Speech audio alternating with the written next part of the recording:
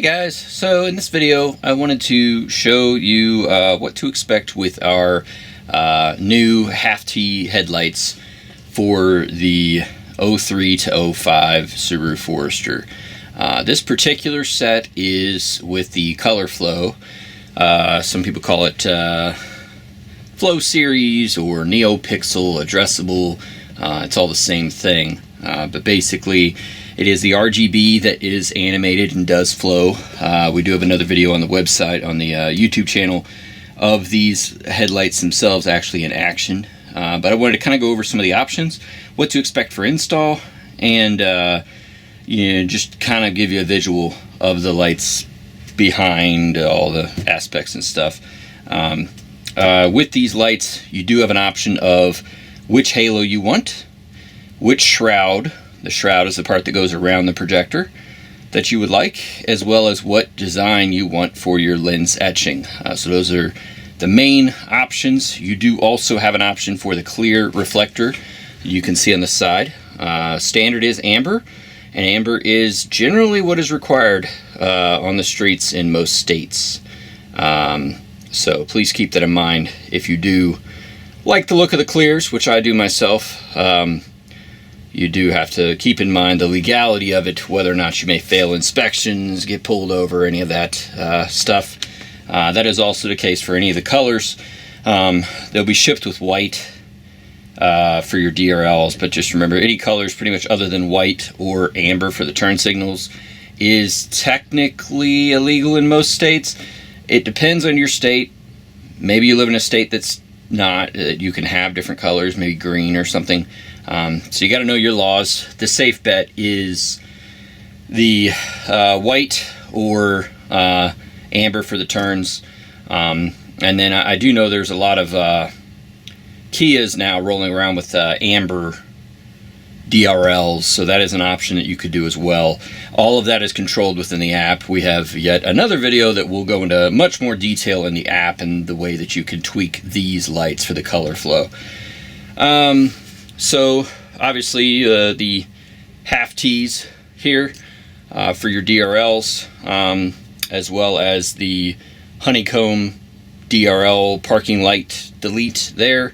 The halos, the demon eyes, the projectors, they are bi-LED projectors. We do maintain the reflector, the turn signal bulb here. Now that can be removed, but please keep in mind, if you do decide to not use that bulb, you will need to add a hyper flash resistor, so you do not get hyper flash within the car, which is basically when you turn your turn signals on, they flash really fast. That is what will happen if you remove this bulb. So hyper flash resistor, you can find them on Amazon or places like that. They're not too hard to get and fairly cheap. If you do want to remove that bulb, you can do that using hyper flash. So beyond that, now on the back side, we are able to keep them pretty stock. There's not a whole lot of bulk added with the bi-LED projectors that we use. The output is far superior to what stock output is on these lights, and it is on par, if not better, than HID options like the Morimoto Mini H1s and things like that. If you would like to upgrade these to the 3-inch, these are the 2.5 standard for our projectors, but we can upgrade you to the 3-inch. This particular set did get the 3-inch, but standard is going to be the 2.5. If you would like to upgrade to a 3-inch projector, which is on more on the par with the MLED 2.0 or the Morimoto Mini D2S HID setup, more on par with that, maybe even a step up. I know personally I do not run HID. I think it is antique by this point. I would challenge anyone that disagrees with that to show me a case of a brand new car on the streets with HIDs. You cannot find it. They do not create them anymore. HID is a thing of the past. LEDs are the future. LEDs are now. They last longer, create less heat. They will still melt the ice off your covers if installed properly. These do not vent out the back. They keep the heat inside the light. So you will not have that issue unless you know, live in the frickin' Antarctica or something. For the most part, you're not going to have that problem. I shipped this stuff to Canada, and I've never heard any issues from people up that way. So, buy LED, definitely the way to go. And that is the only thing that we use here at Braggin' Lights. So beyond that, yeah, the back side, it is kept very clean. As you can see, there's no extra caps or anything like that like a lot of people have to have. You do have your plug here now instead of over here. So normally you would plug the headlight in there. You will now just plug it into this plug here. You will still have your 3 plugs up top here. You know, you definitely want to make sure you plug those in. And then you do have this plug, which will go to your controller, which is right here. That is the same on both lights. Very simple in the back. Install is not difficult. Now, one thing I will point out, most people are more than aware of this. We cannot get these lights anymore brand new from Subaru. So we are relegated to using housings from brands like Eagle Eye or TYC. And those brands are not perfect fitment. They are not, you know, without little caveats. Sometimes getting this top hole to line up, you might have to push on the headlight a little bit to get it in there. It will work perfectly fine though. Probably the biggest complaints that I've heard is these little tabs on the bottom where the bezel snaps in. They don't always snap in right. So please understand that if you do order a set of these lights, or really any Forester lights from our website, really from anybody for that matter, you're going to experience that. It's unfortunate, but it is the only thing available on the market new. Used lights are generally heavily used by this point, so I don't really like to build on used lights, just because, you know, it's a lot of money to put inside of a light just to use used covers, and they can only really be resurfaced so well. Brand new always looks better. These are ceramic coated, so you will get about a 7-year of UV protection, as well as the fact that they are significantly easier to clean than non-ceramic coated headlights would be. So bug guts and things like that actually wipe off really easily. So you do have that plus versus what stock you would get. That is something else I've heard a lot of people talk about, the cheaper aftermarket stuff, and they just don't last as long and they fade and stuff, and a lot of that is just the protective coating over the lens that you would get from an OEM, but you will not get from like an Eagle Eye. We do address that. We also do add breather patches across our lights to help them to breathe better.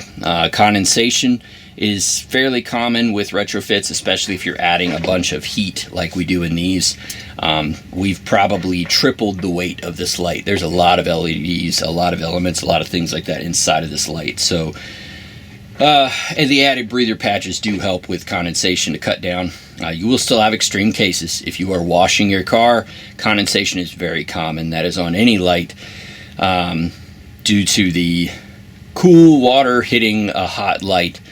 You will see some of that. So don't freak out if you see that. Let it dry off and it'll go right away. But if you ever were to get water actually in the bottom of the light, then you would definitely want to reach out to us, and we can get that resealed up if it were to happen. I've done a ton of Forester lights. If there's ever a car that I feel comfortable in, it is definitely this one. So I feel pretty confident in saying that you probably will not have those issues with the Forester lights. Moving on, the next part is the controller harness itself. Now, once again, this is for the colored flow set of the half T's.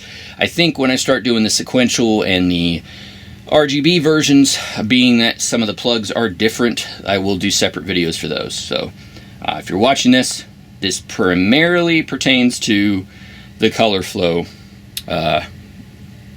Flow series, NeoPixel, addressable. Like I said, there's many different names for the type of LED, but the flowing RGB colors headlights will have a controller like this. We use Blue Ghost, which these controllers are actually made by a company based out of Maryland, here in the States. Excellent customer support, excellent software updates. Just the user interface overall is very powerful. It gives you a lot of options, and we do have a video that goes over that in detail as to tweaking the lights, changing the lights, doing things like that, and it will show you what to do. One thing that you will want to do when you get these lights is to back up your config settings. That has to be done on your phone. We cannot send you the file. Software doesn't really work that way. So you're going to want to back that up, and you can see how to do that in that video, which is on our YouTube channel. It's the Blue Ghost tutorial video. Definitely going to want to make sure you do that in case you mess with anything, you mess up any settings. It'll just be a quick button press and you can get it right back to stock. As far as the harness goes, you do have a power and a ground, and there is a built-in fuse. So this is your fuse here. So in the event that you need to disconnect the lights, power, or something like that real quick, you can just pop this cover off. The fuse is right underneath. You pop that fuse right out, and that will actually reset the controller in case you forget your pin number or something like that. That is a way that you can do that. You do have a power and ground. It is extremely important that you send the right, the red wire to the battery power. On the Foresters, in stock form, the battery is right behind the driver's side headlight. That is the best location to put your power and ground. Many people will want to run their ground to the chassis. The chassis is not as good of a ground as your battery. So we very much highly recommend going straight to the battery with your power and ground.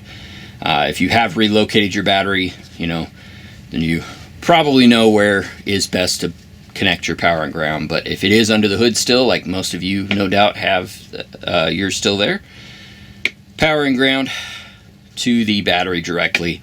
And it is important that you do get the power to the power and the ground to the ground. If you flip that, you will fry the controller. So please make sure that you put that in properly.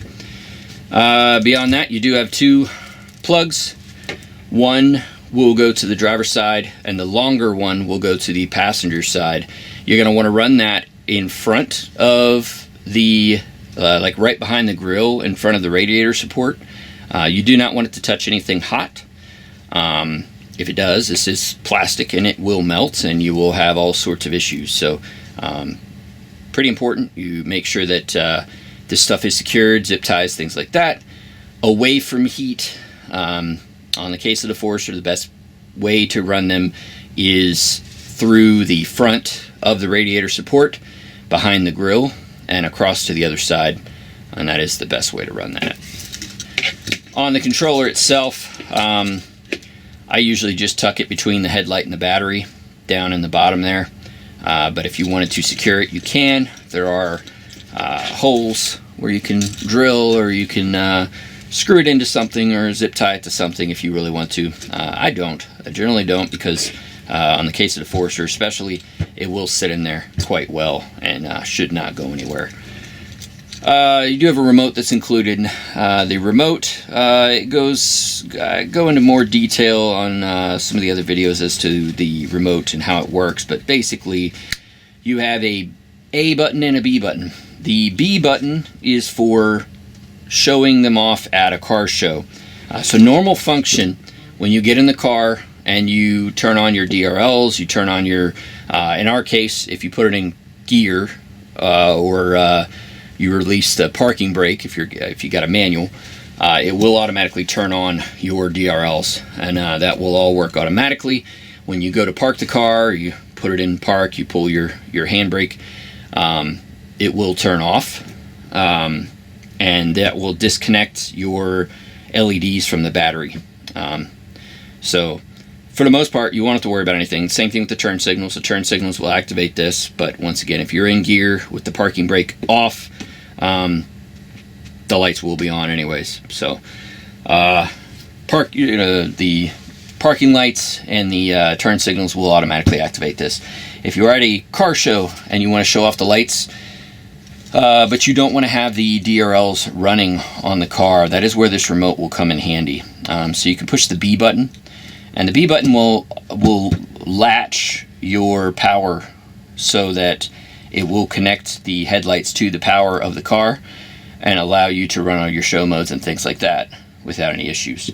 Please do remember though, if you are done using them at a show and you're getting ready to drive home or something, you got to push that B button again to delatch it, to disconnect that power so that this does not kill your battery. If you were to leave it latched overnight or for several days, it will kill your battery, so please keep that in mind. This will make it so that you can have these lights on a car that's sitting parked and they will drain no power from your battery for that time period. The A button is for your instant show modes. So we have the pre-programmed a set of show modes that will activate with the A button, and that will make it easier for you to show off the lights real quick. You can have this in your pocket. You do have that nice little door that goes over top, so if it's in your pocket you don't accidentally push any buttons.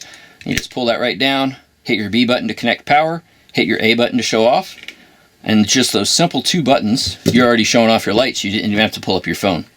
Now, you can still pull up your phone. If you don't want to push the A button, you can just do B to latch, pull up your phone, do a show mode, whatever you like, and it will automatically start playing on the lights. So you do have the option of either one. This is great for real quick. There is one little caveat to that, and I'm hoping at some point they do a software update to fix this, but when you're using the remote to activate your show modes, there is a reset period. So it will go through all 8 of the pre-programmed show modes that we have put in, and then it will turn off for roughly 30 seconds. After that time period is expired, it will start back up and go through the 8 show modes again. Many times, even I will see that and be like, oh wait, are the lights still working? What's going on? What's up? It's just that recycle period. It does not do that if you use the app. So if you're at a car show and you plan on being there for a while, you're probably better off activating it through the app. If you're just showing it off real quick in a parking lot, after work, showing off some friends or something, the remote is a good way to go. Alright, so that is on that, and once again, I do have a much more detailed video on our YouTube channel as for the actual controller itself and the functions within it, so I'm not going to bore you guys with that. But these are the half-T lights, as I said. This particular model, the color flow, we will get the switchback and the RGB versions out soon, so you guys can see comparatives. Thank you guys for watching, and hope this helps you in your purchasing decisions, deciding whether or not these lights are for you. Thanks.